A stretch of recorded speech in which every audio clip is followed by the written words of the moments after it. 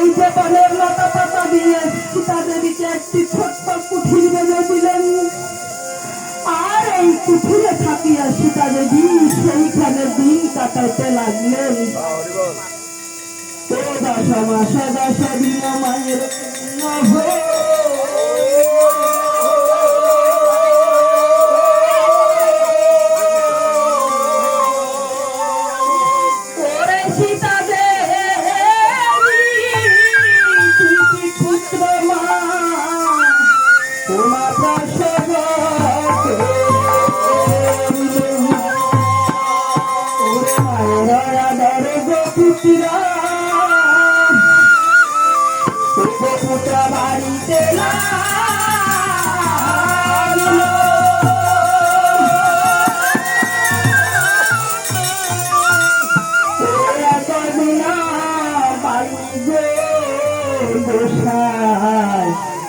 সীতা দেবীর গোচরে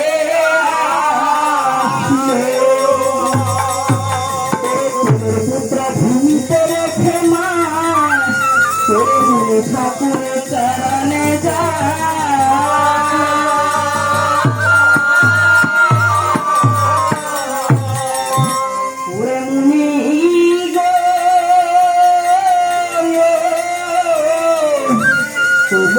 ঠাকুর আপনার চরণে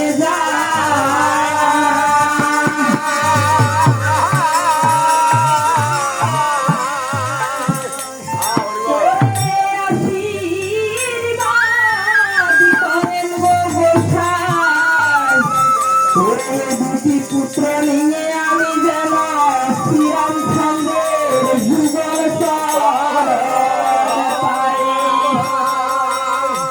যেমনি ভাব তেমনি লাভ আশীর্বাদ দিলাম তোকে। এবার মুনি এসেছি মাবো, তুমি দীক্ষা দাও আমাকে।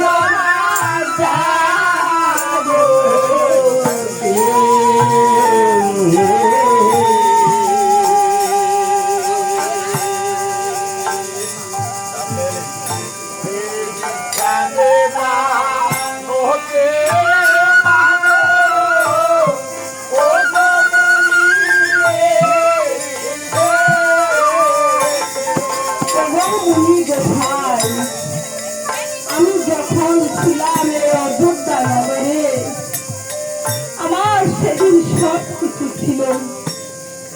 আমি সেদিন কত ভিক্ষা আমি অঞ্চল করে আমি দিয়েছি। আজ আমার কাছে দেওয়ার মতো কিছু নেই। আমি যেদিন জন্ম নিয়েছিলাম পিতা জনকের ঘরে, ব্রহ্মায় আমার কপালের লিখন লিখিতে গেলেন। ব্রহ্মার কলম ছিল ভগ্ন দেওয়াতে, না ছিল কালী।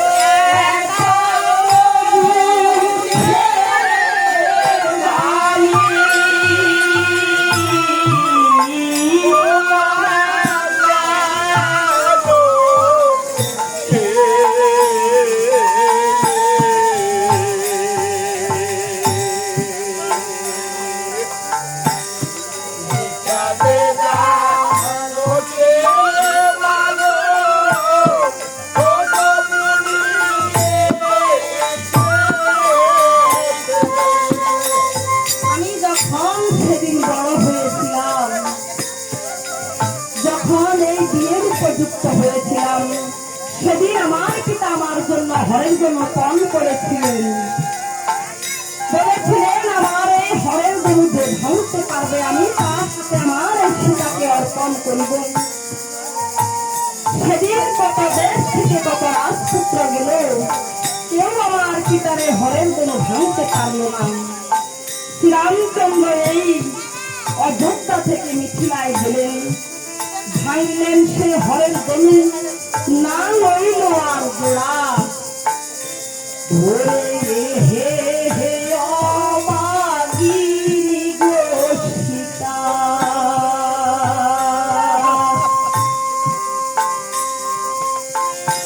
ও গো গোপাল গেল পোড়া।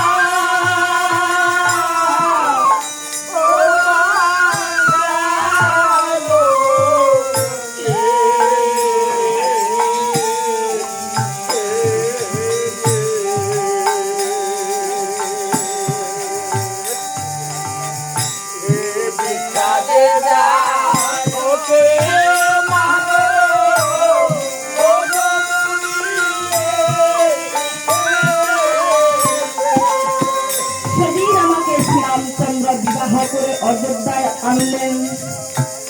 আমাকে দেখে আমার শাশুড়ি কৌশল্যাকে বললেন, ওকে কৌশল্যা, তুমি পুত্রবধূ পেয়েছ ভালো, কিন্তু আমার এই জগতে বন্ধু রামকে গোতে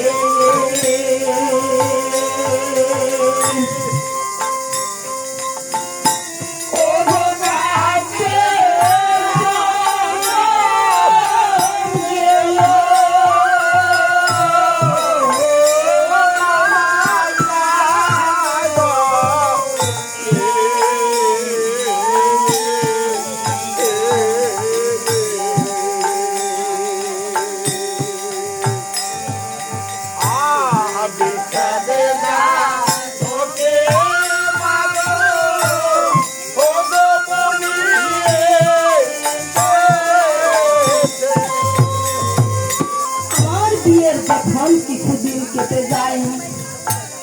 সেদিন এই কথাগুলা ছিলাম, এই যে সীতা দেবী এই দুঃখের বিবরণ গুলা মুনি ঠাকুরের কাছে বলতেছে, তার পূর্বের ইতিহাস গুলা। যখন সীতা দেবীর কাছ থেকে এই বাল্মীকি ভিক্ষা চেয়েছে, তখন এই সীতা দেবী মুনি ঠাকুরকে তার এই পূর্বের কথাগুলা তাকে বলেছেন। এই যে তার দুঃখের কাহিনীগুলো তাকে সে বলেছেন। বললেন, সেদিন আমার শ্বশুরের দশরথকে সবাই বললেন, মহারাজ এই ত্রেতা যুগের আয়ু হলো 10,000 বছর, তার মধ্যে আপনি 9,000 বছর রাজত্ব করেছেন। এবার আপনি আপনার বংশ